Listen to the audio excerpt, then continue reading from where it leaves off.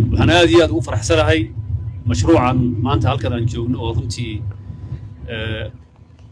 tayada lagu sameeyey iyo isagoo oo mashruuc shaqadii socoto oo ardaydii gashay uu bilaabay aan la kulannay farxad gaar ay runtii ay noo tahay bilowgii isbeddelka waa lagu baraarugsanaa in dadkeenu yahay dad reer guuraa ah sidaa daraaddeed haddii aad eega dib u raacdaan taariikhda sanadihii hore 40 sano 50 sano ka hor dadkii wax bartay inta badan markaad waraysato waxay kuu sheegayaan boodhino aan ku barannay dadku maadaama reer guuraa ahaa waa laga yaabaa maanta maadaama magaalooyin iyo caasimada aan samaysanay in fikirka waaga hore hadda dee isbeddel u dhexeeyo laakiin waxaa iyaduna lama maarmaana inaan ogaano in dad fara badan oo fursad waxbarasho inay bartaan raba duruufaha dhaqaaluhu ay u saamixi waayaan marka boardinku wuxuu naga anfacayaa laba dhinacba kow in ardayda dadka bulshada ka tirsan shacabkeena ee hayntooda hooseyso ee aqoon iyo karti leh laakiin markay dugsiga hoose iyo meelaha si uu loola dadaalo meel ay galaan waaya ee iskuulka ka baxa meelo ay dawladdu kafaala qaado oo ay noloshoodii kabayso in la helo waa asaasi maadaama duruufta dadkeenu noloshu ay hooseyso waxaa kaloo ogahay meelo waxbarashadu ayna gaadhin oo dugsiyo fiican ayna ku olin gobollada inay ka jiraan marka ardaydu markay ilaa degmooyinka si uun galaaska 8aad iyo 6aad u gaadhaan maadaama waalidku u diri karin magaalo kale oo weyn iyaguna halka ay ka baxaan waxaa labada ujeedo ku laran hadda tayada waxbarashada markii hoos loo eegay dawladdu inay macallimiin tayo la qabato oo boodhinada maaragtay xoogga la saarana siyaasadda waxbarashada ee hagaajinta tayada ay qayb ka tahay marka saddexdaa ujeedo isugu iyadoo la eegayo waxaa la bilaabay dhismaha 11 boodhin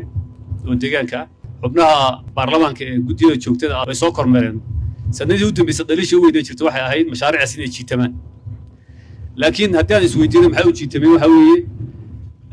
mar walba kala doorashooyin baa dadku ay galaan equity efficiency tusaale luqadeen waxay noqon in dadka la wada gaarsiiyo iyo in la dedejiyo balance bay u baahan tahay fahanka dareenka siyaasadda ee jirana waa in la maareeyo waxaa la yidhi bal 11 gobolba 10 gobol oo aan lahayn marka iyada oo ayna ka jirin oo kale aan ka bilowno 11 markaad bilowdo marka dee laba intaad bilowdo dhammaystirto sanadkaa waa ka gudbi kartaa laakiin dareenada markaa jiro dhan waxaa laga yaabaa siyaasiyan inayna sax noqoteen saasaa horta mashaariicdan badankoodu laakiin maanta 11kii la bilaabay 4 ka mid ah shaqay bilaabeen oo kan hadda maanta aan joognaa 7 kalena bisha maskaram inay bilaabaan weeyo rajadu 10 isbitaal hadda la bilaabay baa jira iyagoo sidoo kale oo isku bar awbar uu ka mid yahay taana culayska siyaasadda ee jira ee in dadkii wax la wada gaarsiiyada iyo isu sugad ee samirka oo kulligeed nagu yar ognahay yaa keenay waxay keenaysaa mashruuci inuu yar jiitamo laakiin gaaritaanka dadku inuu wada gaadho xagga equity-ga macnaha xagga wada qaybsiga faa'iido ka ahaa laakiin xagga degdeg mashruuci loo dhameeyay caqabad ka keenaya hadda waxaan gaarnay xilliga aynu xooga saari lahayn in mashaariicda degdeg loo dhameeyo marka sanadkan qorshe waxa weeye mashaariicda in laga eego in 6 bilood haddii laami la dhisi haddii isbitaal la dhisi haddii iskuul la dhisi in degdeg mashruuca loo dhamaystiro waayo xaggii kharashkan naga anfacaya xaggii kalsoonida shacabkana waxa uu ka taraya wixii equity ku saabsan ama dheelitirkana in kuwa uu la dhisayo ee tiradooda la koobayo qaybtooda in la qaybiyo meel fiican la kala geeyana laga shaqeeyo marka faahan ahaan saa loo fahansanaa oo muhiim haddii 11ka boodhin annagu aan dhisnay hadda intaan joognay iyo ilaa 5 ka horreysay baa jiro sii shaqayn jirtay oo 17 weey laba kala jiro mid hadda 100 maayo hay'ad nagu wareejisay iyo mid war dheer isagoo ka dhamaaday baa jira 17 ilaa 18 boodhin bay noqonayaan 18ka boodhin haddii sanadkii inta macallimiin fiican iyo adeeg fiican laga bilaabo dugsiga sare ardayda ka baxaysa 400 oo arday sanadkii ka soo baxaan dhowr sano kadib hadda waa bilow oo maanta waxa ku jira 100 baa ku jira 130 baa ku jirta sanadka dambe 200 bay gaari asaasi u soconaysa 7,000 arday oo dawladdu ay boodhino macallimiinta u keentay u dhigayso oo la caawinayo dhowr sano kadib aan suurayno macadyada private ka ah hadda dadka wax haysta ee ardaydu iskuulka qaaliga ee private ka geynayna ilaa 2,000 ka soo qaad in iyaguna ay soo saarayaan dugsiyada dawladda ee sare iyagana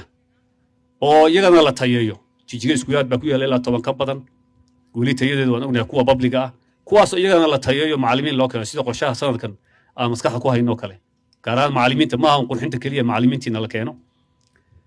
ugu yaraan dee 3,000 ay soo saaraan dhammaantood marka la isu geeyo 10,000 oo arday oo abaal loogu qabin oo tayo leh oo jaamacadaha galiyaan soo saari karna sanadkii taas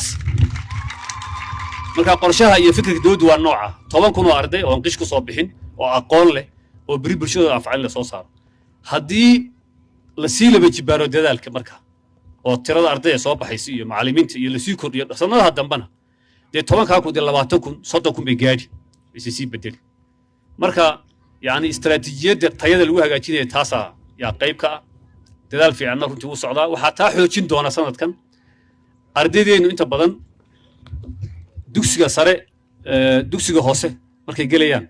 ilmuhu isagoo 8 jira ama 7 jir ayuu bilaabayaa laakiin dee adduunka 3 jir 4 jir markuu gaadhaba dee waxaa la geynayaa meelaha yar maawilada carruurta kale iskuulkan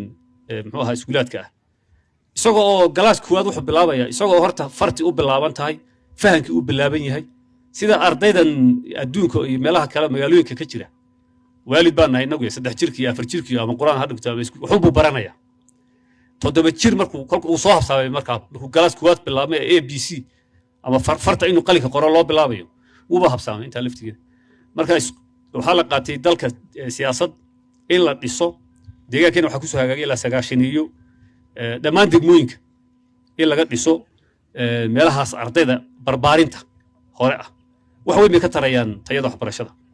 way waxyaalaha uu galaas kuwaad ku bilaabi lahaa halka lagu soo bilaabayaa inaguna inta la baan ku daraynaa hadii la yiraahdo oo marka in dhammaan muxuu ahaay hoostana laga soo dhiso korkana boodinadii laga sameeyo macallimiinta iyo hadhow dowladda istaraatiijiyadda guud ee fog ee sektorka waxbarashadu inuu noqdo sektor sida kan caafimaadka loo qiimeeyo inuu noqdoda iyadu waxay u baahan tahay maalgelin fara badan guriga macallimiinta loo dhiso macadiyadeena aan leenahay in la tayeeyo long term qorshahaasina wuu jiraa laakiin si degdega waxyaalaha debdemiska hadda la samaynayo boodinadaas yaa ka mid ah iyo macallimiin in la keeno tayo leh oo maaragtay incentive aan siino marka dadaal fiican baa socda natiijadiisa waa la arki doonaa waxaan shacabka ka codsanayaa gaar ahaan qurba joogta meel walba joogta inay sida qurba joogta degmadan awbar hadda aan joogno oo tusaale u ah wax qabsiga iskood wax qabsadaan initiative-ka library-ga dhisay baan ognahay maaragtay qurba joogta ay ka qayb qaadatay camuud muxuu ahaay ha lahaato initiative-ka laakiin dadka contribute garaynaya waa qurba joogti unbay noqonayaan meel gaara kama keenayaan in meelaha kalena sidoo kale dadku gaar ahaan xagga waxbarashada inuu isxil qaabo waxaad moodaa anigu xilliyadii anigu aanu galaaska kuwaad baran jirnay iyo hadda maanta waalidiintu iyo ardayduba dadaalka ay waxbarashada gelinayaan iyadoo cilmiyeed in la daraaseeyo u baahan markaan sidaa u eegno laakiin aragtida guudi waa in waxoogaa dadaalkii waalidka iyo ardayda hoos u dhaceen aragtida baa jirta dadaalkii waxbarashada la gelin jiray ee ardayda iyo waalidiintu inuu hooseeyo dareenaa jira